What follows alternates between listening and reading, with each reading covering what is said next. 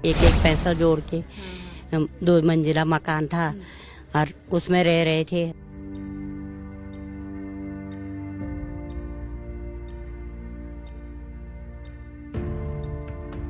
लेकिन होटल की वजह से हमें ज्यादा परेशानी होगी, लेकिन हम यही चाहते हैं कि हमारा होटल तो होता रहेगा पर पहले हमारा हो जाए।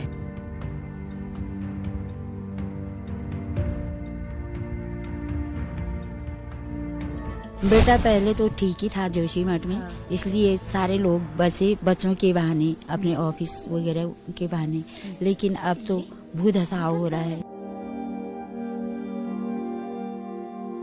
व्यवस्था तो क्या होनी, यहाँ पे एक एक रूम मिला है, अंदर एक वॉशरूम है, किचन की व्यवस्था नहीं है। एक कोने पे हमने गैस लगवाया इसके लिए, दूध गर्म करने के लिए।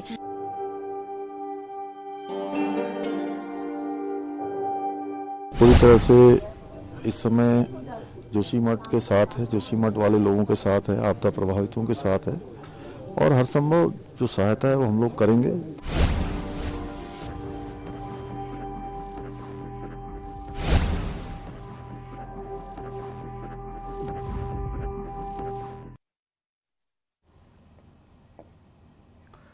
तो जोशीमठ में जिंदगी हर रोज पहाड़ जैसी चुनौती बनती जा रही है। मकानों में दरारें बढ़ती जा रही हैं तो विस्थापन की पीड़ा भी खत्म होती नहीं दिखाई पड़ रही है। राहत शिविरों में लोगों को ठहराया गया है, लेकिन ये कैंप जैसे इनकी जिंदगी का एक अहम हिस्सा बन गए हैं। ऐसे ही गांधीनगर के एक राहत कैंप का न्यूज़ 18 ने जायजा लिया। देखिए हमारी खास रिपोर्ट।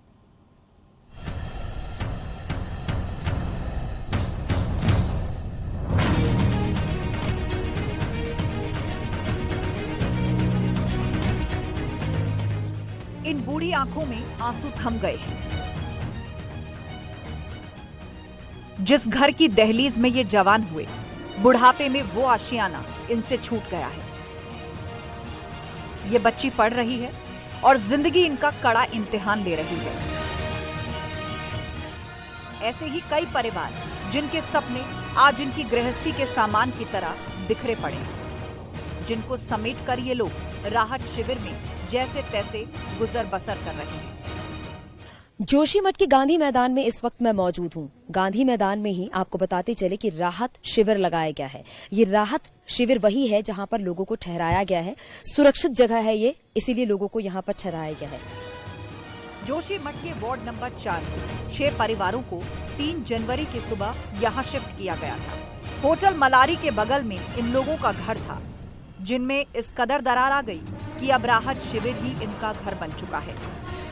हम लोग ये जो मलारी इन और माउंट होटल है, उसके पीछे हमारा जस्ट पीछे ही हमारे लोगों का 5-6 जो यहाँ पर नगर पालिका में जिनकी व्यवस्था की गई है रहने की, हम सारे लोग वहीं उसी मोहल्ले के वार्ड नंबर 4 के रहने वाले हैं। 2 तारीख रात को 11-12 बजे वहाँ पे मकानों में धंसने की आवाज आई। उस दिन से हमारे मकान पे ज्यादा दरारें आ गई, हमारे मकान की बुनियादी टूट गई है, इसलिए हम 3 तारीख को सुबह यहाँ शिफ्ट हुए। उस दिन से हम यहीं पे हैं। 2 तारीख को हम जब निकले तो दूसरे 3 तारीख को यहाँ कमरे पे शिफ्ट हुए, तो उस दिन से और ज्यादा दरारें पड़ रही है। तकलीफें और बढ़ती चली जा रही है। कभी अपने घरों में ऐशो आराम की जिंदगी जीने वाले ये लोग आज एक कमरे में अपनी गृहस्थी चला रहे हैं। छोटे बच्चे भी साथ हैं, तो उनके हाथ में किताब भी है, लेकिन भविष्य में धुंधलका छाया हुआ है। हमें जैसे यहाँ पे 10 दिन हो गए, पता नहीं कितने और दिन हमें यहाँ पे ऐसे रुकना पड़ेगा। हम शासन प्रशासन से हमें 10 दिन से हम लगातार यही बोलेंगे हमारे लिए कुछ कर रहे हैं या हमारे मकान देख के आप हमारी बात को रखें, और 10 दिन हो गए अभी तक किसी ने हमारी कोई भी बात नहीं सुनी या कोई हमारी मांग नहीं सुन रहा है कि हम क्या बोल रहे हैं, यहाँ पे कैसे रह रहे हैं। देवी देवता रुष्ट है, पर हमारे रहने लेके आई नहीं हुआ।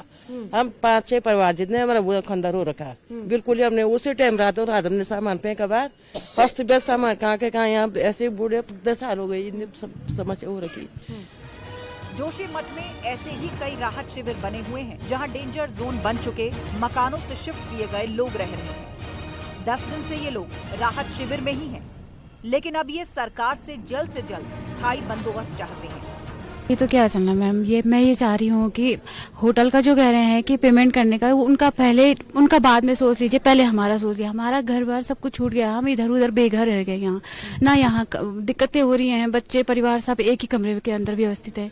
तो मैं चाह रही हूँ कि फटाफट हमारी मांग पूरी कर दे और हमें यहाँ से जाने के लिए बोल दे।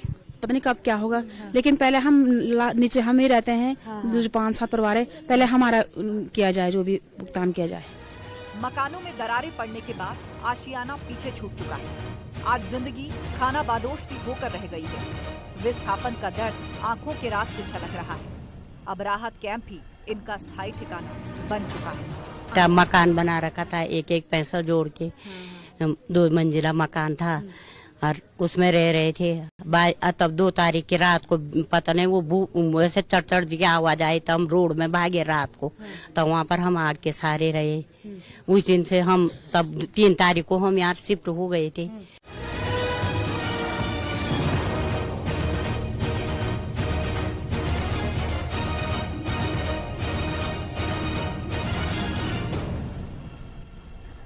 जोशीमठ से चांदनी धवन के साथ ब्यूरो रिपोर्ट, न्यूज़ 18। और चलिए आपको वाराणसी से आ रही तस्वीरें दिखाते हैं। चंदौली से वाराणसी पहुंच चुके हैं सीएम योगी आदित्यनाथ। वाराणसी के अस्सी घाट पर सीएम योगी आदित्यनाथ इस वक्त गंगा विलास क्रूज पर सवार हैं।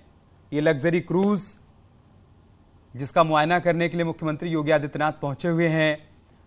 बड़ा मौका होगा 13 जनवरी के दिन जब गंगा विलास क्रूज को प्रधानमंत्री नरेंद्र मोदी हरी झंडी दिखाकर रवाना करेंगे। वाराणसी के घाटों का दर्शन कराते हुए गंगा विलास क्रूज आगे बढ़ेगा। देश के अलग अलग राज्यों से होते हुए वाया बांग्लादेश वो असम के डिब्रूगढ़ जा